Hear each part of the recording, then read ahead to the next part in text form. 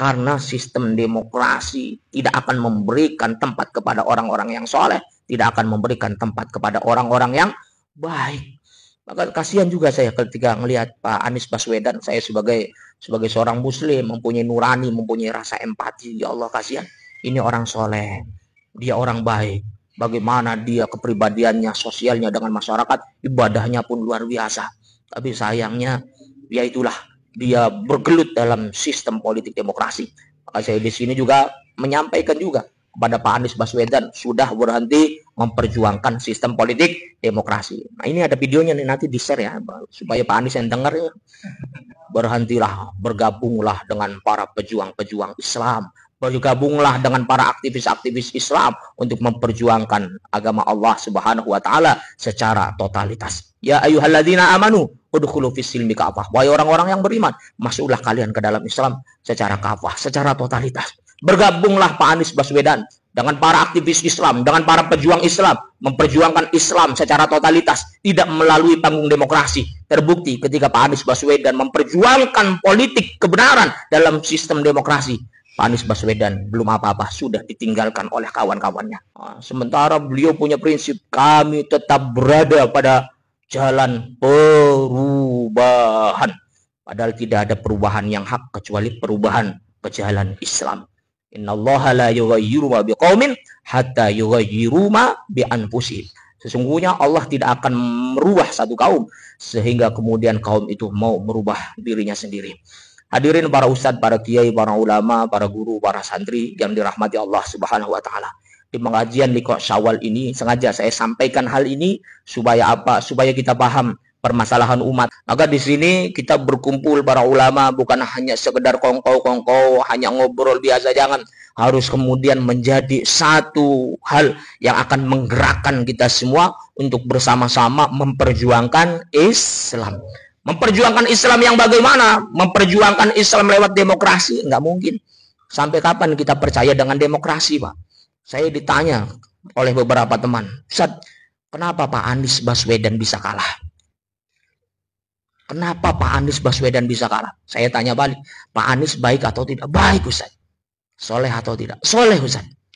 Itulah sebabnya kalah. Orang soleh, orang baik nggak bakal diberi tempat dalam sistem demokrasi. Walaupun kita coba untuk mengislamkan demokrasi, nggak ada. Yang ada nanti malaikat saja bisa jadi setan. Itu kata Mahfud MD. Maka saya sampaikan, Anies Baswedan baik, soleh secara personal. Tapi orang-orang yang semacam ini tidak akan pernah diberi tempat dalam panggung demokrasi. Maka ketika kita mengharapkan orang baik, tidak pantas kemudian berharap pada sistem demokrasi. Kalau sampai sekarang kita harus memperjuangkan itu lewat demokrasi, beli bakal pernah beres. Sampai kapan? Nggak bakal pernah bisa. Wah, kita memperjuangkan apa? Sistem Islam, sistem khilafah, susah. Walaupun susah, walaupun kita tidak sanggup kemudian menegakkannya, paling tidak kita sudah menjejakkan langkah kaki kita untuk memperjuangkan tegaknya syariah dan khilafah di bumi Allah Subhanahu wa taala. Itu yang harus kita lakukan.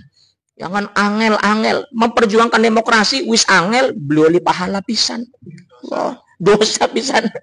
Kalau memperjuangkan syariat khilafah, ini memperjuangkannya susah tapi oleh pahala.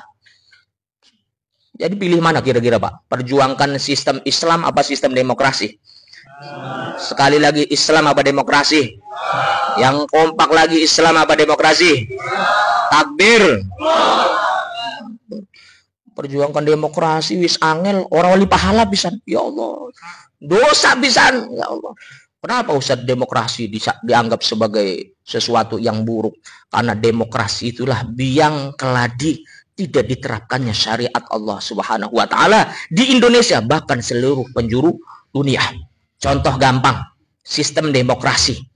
Sistem demokrasi itu prinsipnya kedaulatan di tangan rakyat. Sementara dalam sistem Islam, inil hukmu illa lillah. Kedaulatan itu ada di tangan Allah, ada di tangan syariat, Al-Quran, Sunnah, Ijma'u Sahabah, dan Qiyas Syariah. Itu sistem Islam. Sementara dalam sistem demokrasi, kedaulatan di tangan rakyat.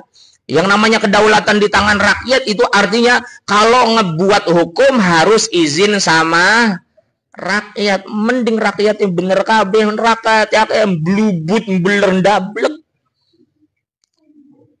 Mending rakyatnya orang-orang soleh, rakyatnya mayoritas al-blubudu wal beleru wandablegu. Ya Allah, mau bikin hukum izin dulu sama rakyat. Kacau atau tidak kalau semacam itu, Pak? Kacau atau tidak? Kacau. Ulama di sini, kita harus mengharamkan minuman keras. Kita harus sampaikan aspirasi kita kepada para wakil rakyat. Datanglah kita ke parlemen, ke wakil rakyat. Kita sampaikan bahwa pemerintah harus melarang peredaran miras, model apapun, merek apapun, prosentase berapapun. Oke, Pak Kiai, terima kasih Pak Ustadz, Syekh, Al-Ulama, Al-Habaib. Semua aspirasi para ajangan, para ulama, para habaib, para kiai kami tampung. Tapi untuk itu kami akan musyawarahkan terlebih dahulu dengan anggota DPR yang lain. Pret. Syariat Islam mau diterapkan izin dulu sama anggota Ndlog doble loh. Ndlog doble. Ndlog Pak. Allah menyampaikan dalam Quran surah An-Nur ayat 51. Catat maning supaya beli kelalen. Kelalenan angel. Apa kata Allah? Innama kana qaulal mu'minin idza du'u ila Allahi wa rasulihi liyahkuma bainahum ay yaqulu sami'na wa ata'na wa ulaika humul muflihun. Sesungguhnya ucapan orang-orang yang beriman adalah ketika mereka diseru untuk mengikuti Allah dan Rasulnya, liyahkuma bainahum, agar kemudian aturan Allah dan Rasulnya itu dijadikan sebagai hukum di antara mereka. Apa jawabannya? Ayyakulu sami'na wa ta'na. Kami mendengar dan kami siap mentaatinya. Ini ucapan orang-orang yang beriman. Enggak syariat Islam terapkan, ya wis kok dimusyawarahkan dikit karo Kang Sejen. Wah, hebat teman. Allah terapkan syariat darinya. Allah memerintahkan kita untuk menerapkan hukum darinya. Sami'na wa ata'na. Ini orang beriman. Tapi kalau sistem demokrasi enggak. Syariat Islam terapkan ya nanti kita musyawarahkan dulu dengan komisi-komisi yang lain. Orang kan komisi amplop coklat KB ya. Iya. Rusak, Pak. Ketika disidangkan, ini ada aspirasi dari para kiai dari Cirebon yang menginginkan agar peredaran minuman keras dilarang di Indonesia. Kira-kira siapa yang setuju angkat tangan? Menang kabeh. Yang enggak setuju angkat tangan kabeh. Kira-kira diterapkan atau tidak peredaran larangan minuman keras, hadirin?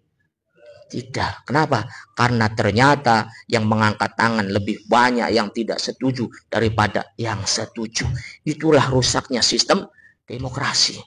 Pas bandar-bandar miras mereka kaum kapitalis bos-bosnya datang ke anggota dewannya dikepeli sok semiliar matur kesuwun.